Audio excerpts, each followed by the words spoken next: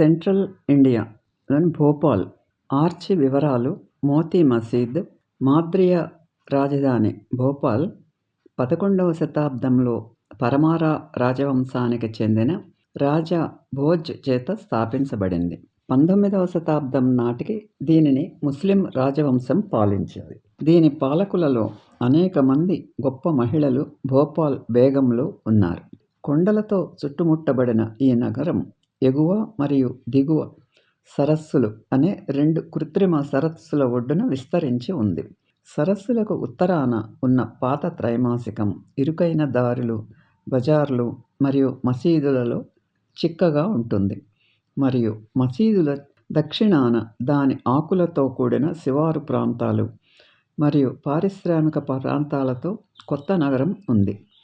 December 1984లో union carbide factory నుండి విషపూరిత వాయువు లీక్ అయి 5,000 మంది ప్రాణాలను బలిగొన్నది. ఇది ప్రపంచంలోని అత్యంత దారుణమైన పారిశ్రామిక విపత్తులలో ఒకటి.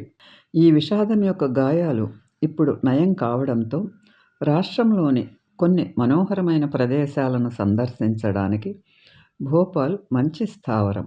ఫౌంటైన్ మరియు ట్యాంక్ సెంచరీ మోతీ మసీదు 1860లో అమెచ్యూర్ చే ముత్యం మరియు దీనితో నిర్మించబడింది. తాజ్ ఉల్ మసీదు హమీదియా రోడ్డు రోజు శుక్రవారం మరియు ముస్లిం పండుగలలో ముస్లిమేతరులకు కూడా అనువుగానే ఉంటుంది.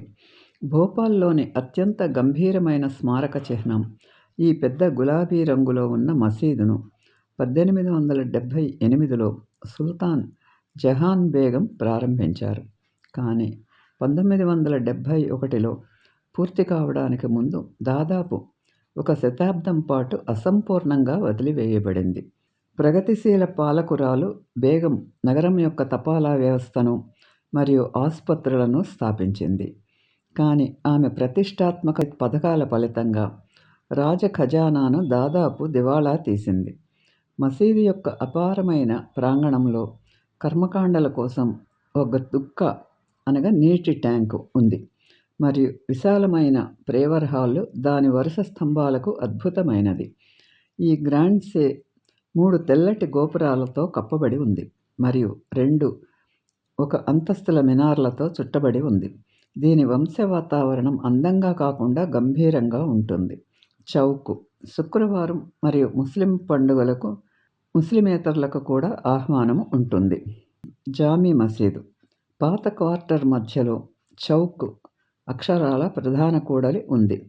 దాని నుండి వీధులు అన్ని ప్రక్కలకు ఉన్నాయి.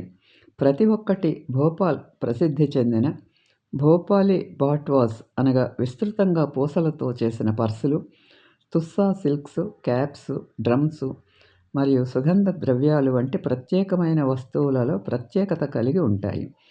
హవేలీలు వీధులను వరుసలో ఉంచుతాయి. గ్రౌండ్ ఫ్లోర్లో చెక్క ముందు దుకాణాలు మరియు పైన విస్తృతమైన చేత ఇనుప బాల్కనీలు ఉన్నాయి. ఈ ప్రాంతంలో ఆధిపత్యం చలాయించేది జామీ మసీదు. దాని బంగారు ఫినిషియల్తో ఉంది. దీనిని 1837లో భోపాల్ మహిళా పాలకులలో మరొకరైన కుద్సియా బేగం నిర్మించారు. దీని చుట్టూ భోపాలీ అటువా అనగా వెండి ఆభరణాలు అమ్మే దుకాణాలు, చౌక్ దక్షిణంగా మరొక మసీదు ఉంది. మోతీ మసీదు 7వ శతాబ్దంలో ప్రిస్మారాదేశేలో స్థాపించబడింది. ఉర్సును ముస్లిం నార్క్బుల్ ఓవెన్ నిర్వహించారు. 2 కృత్రిమ సరస్సుల ఒడ్డున ఉన్న బిగోన్స్ సరస్సులు పాత ఎగువ మరియు దిగువ సరస్సు. మసీదు కుమార్తె మరియు వారసుడు చార్ల గోపురం మరియు టేప్ ఇసుకరాయి మినార్లు. ఇది ఢిల్లీలోని సెపెల్లోని టామీ మసీదు యొక్క చిన్న వెర్షన్ లాగా ఉంటుంది. ఈ ప్రాంతంలో సందర్శించదగినది మహల్ కమ్ రోకోకో ప్యాలెస్లోని షౌకత్ బోర్బన్స్ అనే ఫ్రెంచి కిరాయి సైనికుడి వారసుడిగా చెప్పుకునే 10వ శతాబ్దపు ఇండో సారాసెనిక్ చేత నిర్మించబడినది. ఇది ఇప్పుడు ప్రభుత్వ కార్యాలయాన్ని కలిగి ఉంది. అయితే సందర్శకులను సాధారణంగా గార్డులు లోపలికి అనుమతిస్తారు. భారత్ భవన్ షామ్లా హిల్స్ మంగళసూర్యుడు భారతదేశపు గొప్ప గిరిజన మరియు జానపద కళా వారసత్వాన్ని ప్రదర్శించడానికి మరియు ప్రోత్సహించడానికి 1982లో ఒక పెద్ద సాంస్కృతిక సముదాయం భారత్ భవన్ స్థాపించబడింది. ప్రవేశ ద్వారం కుడివైపున ట్రైబల్ ఆర్ట్ గ్యాలరీ ఉంటుంది. ఇందులో అద్భుతమైన సేకరణ ఉంది. ఇందులో ఓట్ వస్తువులు, టెర్రకోట బొమ్మలు, ముసుగులు, గోడ చిత్రాలు, చెక్క శిల్పాలు మరియు బస్తర్ నుండి వచ్చిన కళాకారులు సృష్టించిన విలక్షణమైన లోహ శిల్పాలు ఉన్నాయి. ప్రాంగణం అంతటా ఉన్న గ్యాలరీ సమకాలీన భారతీయ కళను ప్రదర్శిస్తుంది. సాయంత్రం వేళల్లో థియేటరు, సంగీతం మరియు నృత్య ప్రదర్శనలకు భారత్ భవన్ వేదికగా ఉంది. రాష్ట్రంలో గిరిజనుడి ప్రతిరూపం. ఈ మ్యూజియం యొక్క సేకరణ ఇది 6వ శతాబ్దం నుండి 10వ శతాబ్దం వరకు ఉన్న రాతి శిల్పాల శ్రేణిని కూడా కలిగి ఉంది. పాత పరిచారకులు 200 BC నాటివి. వాటిలో యక్షిణులు, ఆడ మరియు నల్ల గ్రానైట్లో నిలబడి ఉన్న బుద్ధుడు ఉన్నాయి. మ్యూజియం దుకాణంలో అమ్మకానికి ఉన్న కొన్ని శిల్పాల నుంచి ప్లాస్టర్ ప్రతిరూపాలు ఉన్నాయి.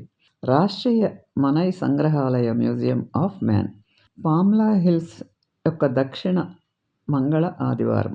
అప్పర్ లేక్ ఎదురుగా ఉన్న కొండలలో ఉన్న ఈ మ్యూజియం 40 హెక్టార్లు అనగా 99 ఎకరాల స్థలంలో విస్తరించి ఉంది.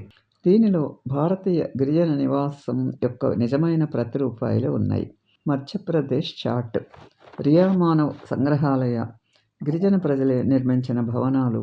దేశవ్యాప్తంగా ఉన్న గిరిజన సంస్కృతులను ఈ మ్యూజియంలో పాత్రలు, ఆచార వస్తువులు, సంగీత వాయిద్యాలు, ఉపకరణాలు, కుడ్య చిత్రాలు, శిల్పాలు, ఆభరణాలు మరియు దుస్తుల సమగ్ర ప్రదర్శనల ద్వారా ప్రాతినిధ్యం వహిస్తారు. గడ్డి గుడిసెలో ఉన్న పరిచయ గ్యాలరీ మ్యూజియం యొక్క లేఅవుట్ను వివరిస్తుంది. Van Vihar National Park, Upper Lake దగ్గర ఉన్న ఈ పెద్ద ఉద్యానవనంలో అత్యంత ప్రసిద్ధికెక్కిన తెల్ల పులులు ఉన్నాయి. ఈ అరుదైన జీవులను చూడటానికి మంచి సమయం సాయంత్రం 4 గంటలు సమయంలో అవి అక్కడికి వచ్చే సమయం అన్నమాట. సాయంత్రం భోజనం కోసం వారి ఆవరణ అంచు వరకు ఈ జూ సింహాలు, చిరుతలు మరియు హిమాలయ ఎలుగుబంట్లకు కూడా నిలయమే. బిర్లా మ్యూజియం, లక్ష్మీనారాయణ దేవాలయం దగ్గర.